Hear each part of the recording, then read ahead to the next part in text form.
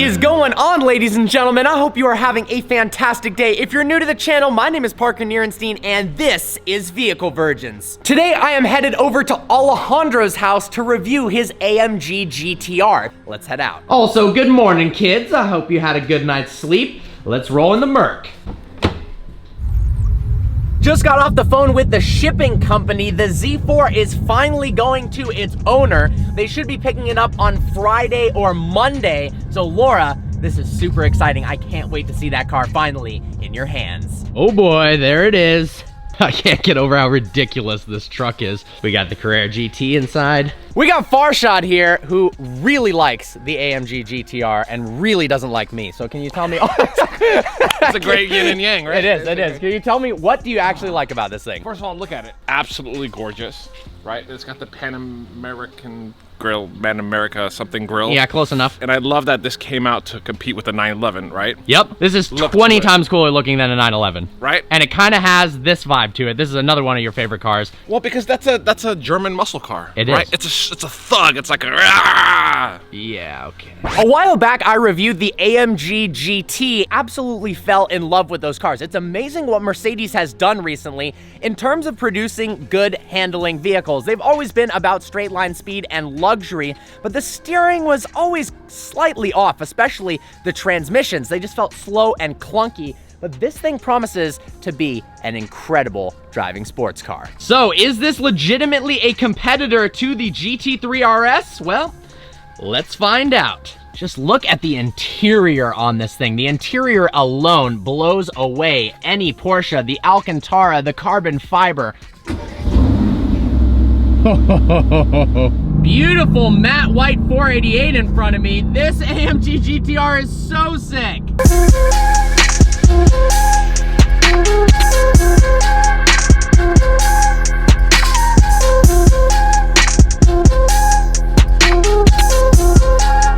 Before we continue, I want to thank the sponsor of today's video, POV Speakers. I got this portable Bluetooth speaker a month ago and have been absolutely loving it. I've used it outdoors by my fireplace when I've got friends over and need some music. I've even used it during reviews while filming B-roll shots to keep myself entertained, and even while just relaxing in bed. It sounds phenomenal, has a great 8-hour battery life. It even has an indoor versus outdoor mode depending upon the setting. And the best part is it's super portable. It also fits in every standard size cup holder, including this $200,000 AMG GTR.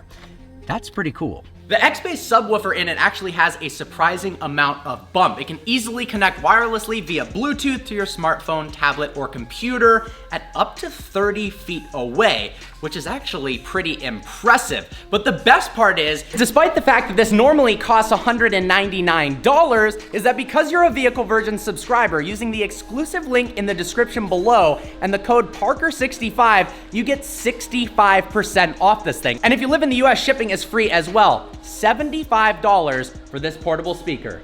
That's pretty sick. Well, it is time now to hit the canyons. I've started this bad boy up. James just came. He's gonna take some dope photos of the car. His Z06 finally has rear tires. Those things were on cords, but now we can mob it in the canyon. Check this out, guys. Pull up the hatch. Look at all that space. I've comfortably got my backpack, my tripods in here. So as you guys know, I was very much looking into getting a GT3 in Miami Blue in a manual, and that is exactly what this thing is. Check out the spec on this. We've got the carbon buckets. I love the contrasted red. Of course, the 7-speed manual right there. Red dials, that is absolutely sick. Same with these wheels too. Another option I was looking at getting, these upgraded headlights. They look so cool in that black contrasted against the blue.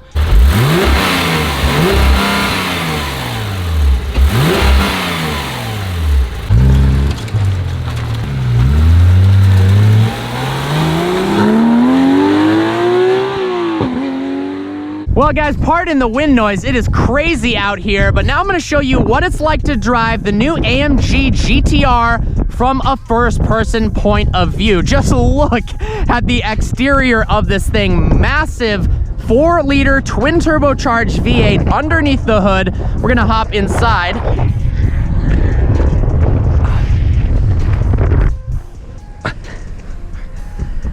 All right, that should be a little better audio-wise. 577 horsepower and 516 pound-feet of torque. This thing is rear-wheel drive, and it even has rear-wheel steering. Interesting thing to note, this is actually the old Mercedes key. I'm surprised they didn't switch to the new one.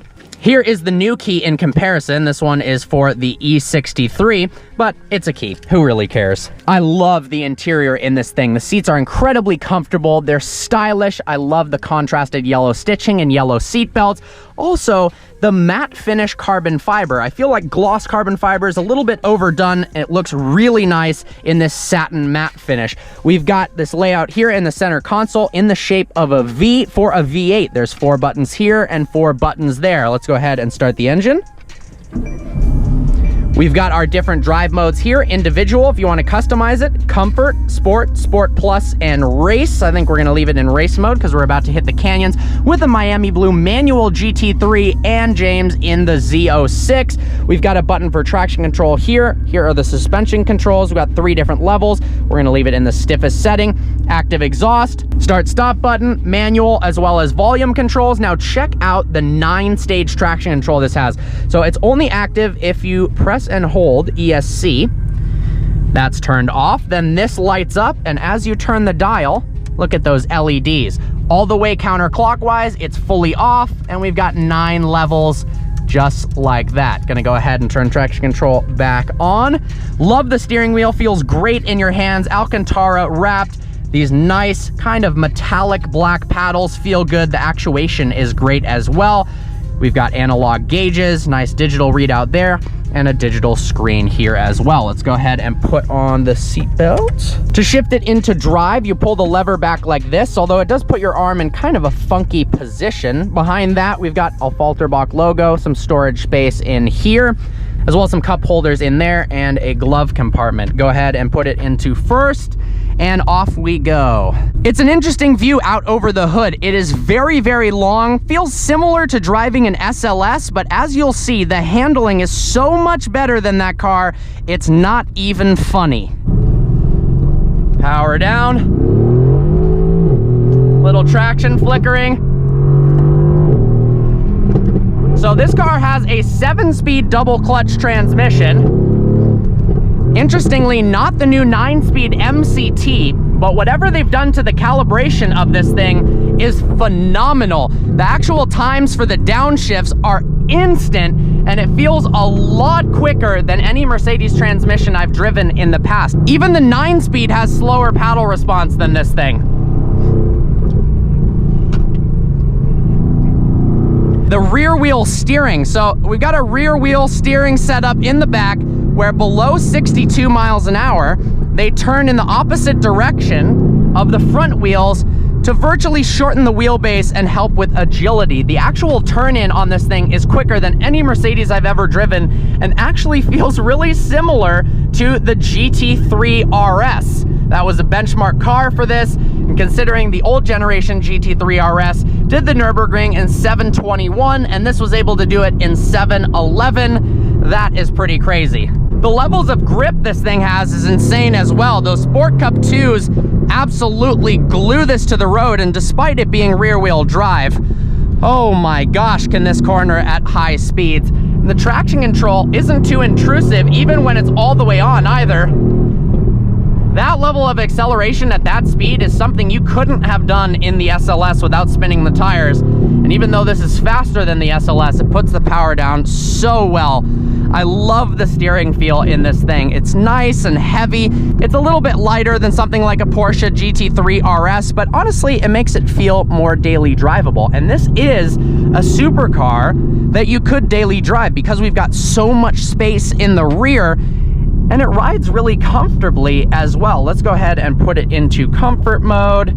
Throttle response loosens, and honestly, it rides over bumps well. We've got fully adjustable, they're even height adjustable coilovers.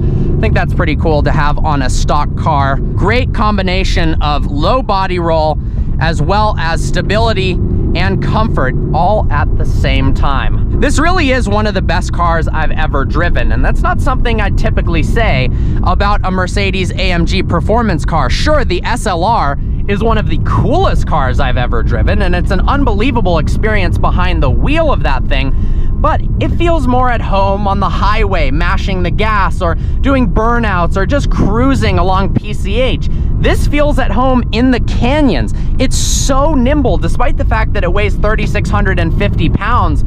It's so tossable.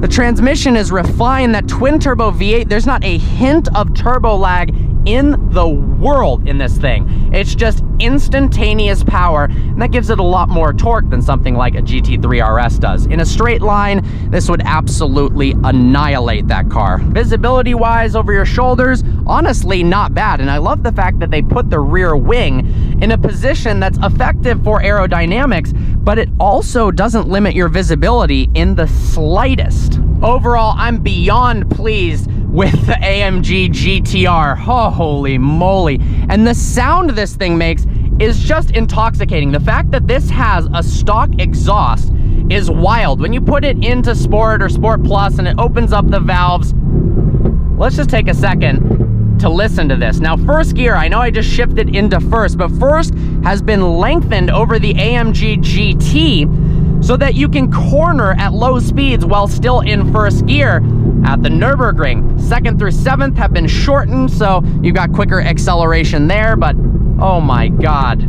Ended up back home. This vet looks so sick under the underpass. What's up, Z4? And then we've got Allie and Ellie. I hope you guys enjoyed this video. Like always, please browse the channel and subscribe. There's a fly on my lens. I look forward to seeing you next video.